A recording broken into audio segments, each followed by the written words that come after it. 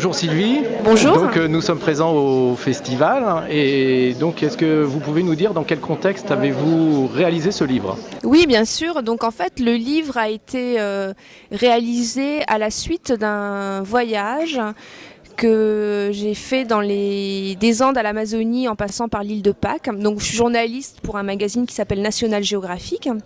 Et pendant un peu plus d'une décennie, j'ai réalisé des reportages sur les peuples autochtones dans le monde. Et en fin 2008, j'ai décidé de prendre une année sabbatique pour partir à la rencontre de peuples amérindiens en Amérique du Sud et prêter davantage l'oreille à ce que ces populations avaient à nous dire et éventuellement à nous apprendre. Donc je suis partie sans itinéraire préétabli, sans obligation de compte rendu, ni contrainte de temps. Et l'idée était vraiment de laisser le voyage se dérouler au fil des rencontres et au gré de l'intuition. Donc mes pas m'ont mené des Andes à l'Amazonie, en passant par Rapa Nui, qui est le nom autochtone de l'île de Pâques. D'accord, et vous pouvez nous parler un peu plus des propos du livre?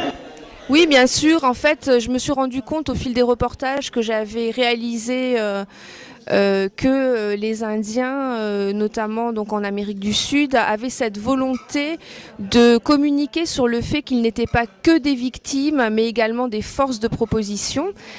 Et donc le propos du livre, eh bien, c'est de montrer aux gens que ces populations, en alliant sagesse ancestrale et technologie, parviennent à relever des défis contemporains et que leurs initiatives créatives peuvent nous inspirer à nous occidentaux.